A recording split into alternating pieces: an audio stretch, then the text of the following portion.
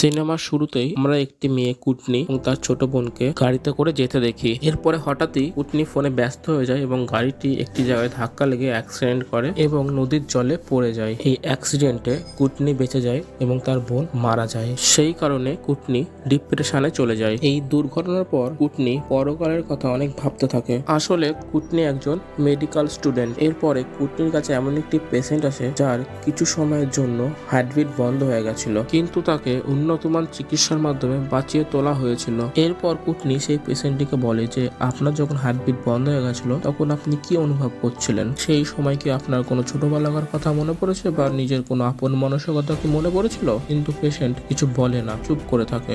এরপরে কুটনিকে সেই পেশেন্টটি বলে আপনি কি কদিন আগে নিজের কোনো আপন মানুষকে হারিয়েছেন? এরপরে ডক্টর সেই পেশেন্টটিকে সেখান থেকে নিয়ে যায়। এই পেশেন্টটি মরে যাওয়ার পর আবার জীবিত হয়ে যায়। এই ব্যাপারটা নিয়ে কুটনি অনেক অবাক হয়। এরপর আমরা কুটনির বান্ধবীকে দেখি যে লাইব্রেরিতে বসে কাঁদছিল। আসলে তার বান্ধবীর মেডিকেলের পড়াশোনা অনেক কঠিন মনে হচ্ছিল। তার মায়ের চাপের জন্যই সে মেডিকেল নিয়ে পড়াশোনা করছিল। এরপরে কুটনি সেইখানে চলে আসে এবং কুটনি বলে আমি তোমাকে মেডিকেল পড়াশোনা করা নিয়ে সাহায্য করব, কিন্তু তার পরিবর্তে তোমাকেও আমাকে সাহায্য করতে হবে একটি প্রজেক্টের বিষয়ে। এর পরের দিন কুটনি তাকে কলেজের বেসমেন্টে রাখে। সেখানে কারো যাওয়া আসা এলাও ছিল না, তবুও তার বান্ধবী তাকে হেল্প করতে রাজি হয়ে যায়। তারপরে আমরা কুটনির একটি বন্ধুকে দেখতে পাই। কুটনি তার বন্ধুকে নানা রকম বুঝিয়ে তাকেও কলেজের বেসমেন্টে ডেকে নেয়। এরপর দেখা যায় তার একটি বন্ধু এবং একটি বান্ধবী রাতের বেলা কলেজের বেসমেন্টে চলে আসে। এরপরে কুটনি তার বন্ধু এবং বান্ধবীকে বলে যে আমি একটি এক্সপেরিমেন্ট করছি যার নাম ফ্ল্যাট লাইনার। কুটনি বলে এটি হবে একটি বিশাল আবিষ্কার এবং বিজ্ঞানের উন্নতি। এরপরে কুটনি বলে মানুষ মরে যাওয়ার পর সাদা কালারের লাইট দেখতে পায় এবং সেই সময় মানুষের মস্তিষ্ক জীবিত থাকে। যখন মানুষ এই জীবন থেকে পরকালে পা দেয়, পরকালে পা দেওয়ার পর মানুষের মস্তিষ্কের চিন্তা ভাবনা কেমন থাকে সেটাই আমরা পরীক্ষা নিরীক্ষা করব।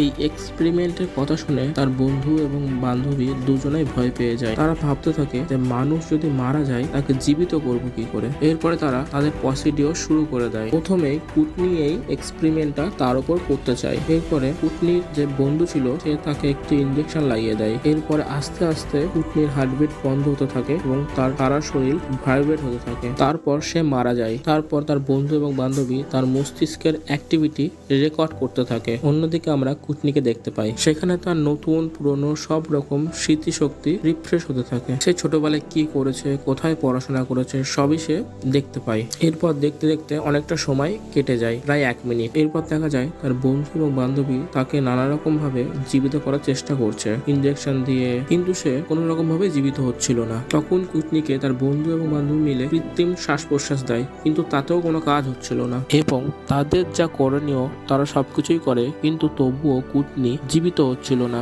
সেটা দেখে তার বন্ধু অনেক ভয় পেয়ে যায়। এরপরে তার বান্ধবী সেই ডাক্তারকে এমার্জেন্সি বেসমেন্টে ডাকে। তখন সেই ডাক্তার মেসেজে এমার্জেন্সি দেখে নিচে চলে যায়। তাকে দেখে মারলেও পেছন পেছন চলে যায়। যখন সেই ডাক্তার নিচের বেসমেন্টে চলে আসে তখন কুটনির বন্ধু তাকে সব কথাই বলে। এই এক্সপেরিমেন্ট কুটনিরই ছিল। এখন অনেকটা সময় পার হয়ে গেছে, প্রায় 2 মিনিট, তবুও কুটনি জীবিত হচ্ছে না। তখন সেই ডাক্তার বলে সেই শুধু কৃত্রিম শ্বাস প্রশ্বাসে কাজ হবে না। এরপরে ডাক্তারটি বলে যে প্রথমে আমাদের কুটনির হার্টবিটটি চালু করতে হবে। এরপর দেখা যায় যে ডাক্তারটি কুটনির মুখের মধ্যে একটি টিউব ঢুকিয়ে দেয় যেটা তার হার্টবিট পর্যন্ত পৌঁছানো দরকার। তা করার পর তাকে আবার সেই কৃত্রিম শ্বাস প্রশ্বাস দেওয়া হয়। এরপরে আমরা কুটনিকে দেখতে পাই, সে একটি আলাদা দুনিয়াতে আছে। আসলে কুটনি সে পরকালের অভিজ্ঞতা করছিল। সেখানে তার শরীর হসপিটালের সেই বেডে থাকে, কিন্তু তার মস্তিষ্ক পরকালে জগতে থাকে। যখন তাকে কৃত্রিম শ্বাস প্রশ্বাস দেওয়া হয় তখন সে অনুভব করে যে তার চারিদিকে সবকিছু ভেঙে চলে যাচ্ছে। এরপরেই কুটনির জ্ঞান ফিরে যায়। এরপর কুটনিকে বাড়িতে নিয়ে আসা হয়। তারপর তার 2 বন্ধু তাকে জিজ্ঞেস করে তুমি কিরকম অনুভব করছো। তখন কুটনি বলে এই ফিলিংস অনেক অদ্ভুত, আমার ব্রেনে যত স্মৃতিশক্তি ছিল সেইগুলো সব রিফ্রেশ হয়ে গেছে। এরপর সেই ডাক্তার এবং কুটনির বন্ধু বান্ধবীরা তার মস্তিষ্কের অ্যাক্টিভিটি চেক করতে থাকে। এরপরে তারা তার মস্তিষ্কের কিছু কিছু জায়গায় ইলেকট্রিক পালস দেখতে পায়। এরপরে দেখা যায় কুটনি মানসিক এবং শারীরিক দিক থেকে অনেক স্ট্রং হয়ে গেছে এবং তার মনে রাখার ক্ষমতা শতগুণ বেড়ে যায়। এটা দেখে তার বন্ধু এবং বান্ধবী অনেক খুশি হয়। এরপরে ডক্টর ছাড়া বাকি সবাই এই এক্সপেরিমেন্টটি তাদের উপর করতে চায়। ডক্টর তাদেরকে বোঝায় কিন্তু তারা ডক্টরের কথা শোনে না। তারপর তারা এক এক করে ওই 3 জন এই এক্সপেরিমেন্ট নিজের উপর টেস্ট করে। এই এক্সপেরিমেন্টকে বলা হয় ফ্ল্যাট লাইনার, কারণ এই এক্সপেরিমেন্ট করলে মানুষের হার্টবিট কিছুক্ষণের জন্য বন্ধ হয়ে যায়। যখন কুটনির বন্ধুর উপর এই এক্সপেরিমেন্ট করা হয় তখন তার ওয়াইফের কথা মনে পড়ে। আসলে ওই সময় তার ওয়াইফ প্রেগনেন্ট ছিল। তাকে সাহায্য করার বদলে সেই সময় তাকে ছেড়ে চলে আসে। এই সব কিছু তার মনে পড়ছিল। এরপরে আমরা বান্ধবীর এক্সপেরিমেন্ট দেখি, যেখানে তার স্কুলের একজন টপার মেয়ে ছিল। তার জন্য সে একটু জেলাস ফিল করত। তার জন্য কুটনির বান্ধবী ওই টপার মেয়েটির ছবি তুলে ভাইরাল করে দেয়, যার কারণে ওই টপার মেয়েটির অনেক বদনাম হয়। এর ফলে সে ওই স্কুল ছেড়ে চলে যায়। এরপরে আমরা মার্লোর এক্সপেরিমেন্ট দেখতে পাই। সেখানে সে তার একটি পেশেন্ট ফ্রেন্ডকে দেখতে পাই। সেখানে মার্লো একদিন জেনে বুঝে তার অসুস্থ বন্ধুকে ওষুধের ওভারডোজ দিয়ে দেয় এবং তার বন্ধুটি মারা যায়। একদিকে এক্সপেরিমেন্ট খুবই ভালো, কারণ সে ছোটবেলা থেকে আজ পর্যন্ত যা যা করেছে সব রিফ্রেশ হয়ে গেছে তার ব্রেনে এবং তার স্মৃতিশক্তি শতগুণ বেড়ে গেছে। কিন্তু আর একদিকে যে জিনিসগুলো তারা ভুলে যেতে চেষ্টা করছিল সেগুলো মনে পড়ে গেছে। এরপরে দেখা যায় সিকিউরিটি চলেছে, তার জন্য তারা সেখান থেকে পালিয়ে যায় এবং একটি পার্টিতে যায়। এরপরে দেখা যায় যে বন্ধু এবং বান্ধবী ছিল তারা এক এক করে সবাই বাড়ি চলে গেছে। কুটনি একাই সেখানে রয়ে গেছে।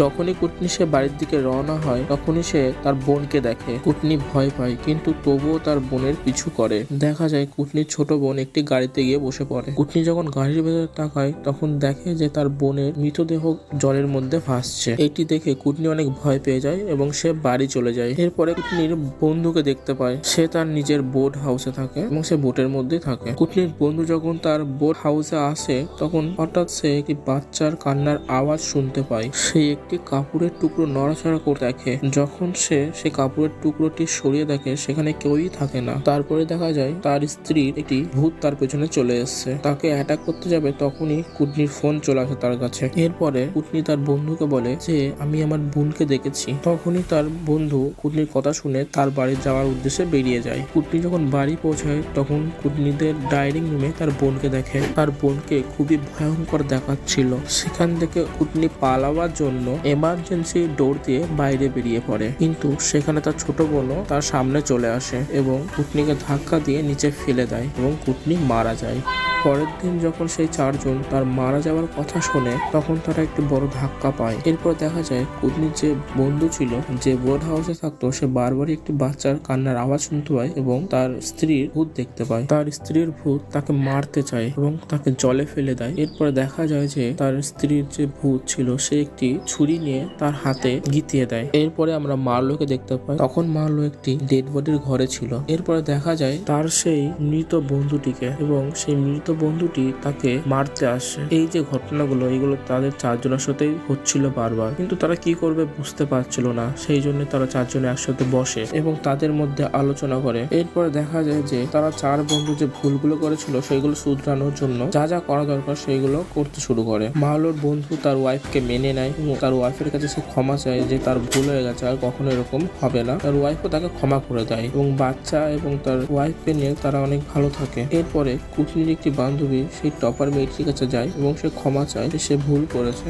আর কখনো এরকম কিছু করবে না। এরপরে দেখা যায় সেই টপার মেয়েটি তাকে ক্ষমা করে দেয়। এরপরে দেখা যায় কুটনির একটি বন্ধু আর বান্ধবী যারা ক্ষমা চেয়েছিল তাদেরকে আর এই ভূতগুলো দেখা দেয় না, কিন্তু মার্লো কার কাছে ক্ষমা চাইবে? মার্লো ক্ষমা চাওয়ার লোক নেই। এই জন্য মার্লো সেই এক্সপেরিমেন্টটি তার উপর আরেকবার করতে চায়। এরপরে দেখা যায় যে মার্লো সেই এক্সপেরিমেন্টটি তার উপর করছে এবং সে আলাদা একটি জগতে চলে গেছে। সেই জগতে সেই বন্ধুটি তাকে মারার চেষ্টা করছে, কিন্তু এরপরে দেখা যায় কুটনি বলে যে তুমি তোমার উপর ভরসা রাখো, তাহলে তুমি এই জায়গা থেকে বেরোতে পারবে, না হলে কখনোই বেরোতে পারবে না, এখানে আটকা পড়ে যাবে। কুটনি আরেকটি কথাও বলে যে তুমি নিজেকে নিজে মাফ না করলে কখনোই তুমি এই মায়া জাল থেকে বেরোতে পারবে না, তো নিজেকে নিজে মাফ করো আগে। এরপরে প্রায় 5 মিনিট পরে মার্লোর জ্ঞান ফেরে এবং পরলোকে যে ঘটনাগুলো তার সাথে ঘটেছে সেই ঘটনাগুলো সব তার বন্ধু এবং বান্ধবীকে বলে। এরপরে জানা যায় যে তাদের সাথে যে ঘটনাগুলো ঘটছিল সেইগুলো আসলেও বাস্তব না, তাদের উপর যে এক্সপেরিমেন্ট করা হয়েছিল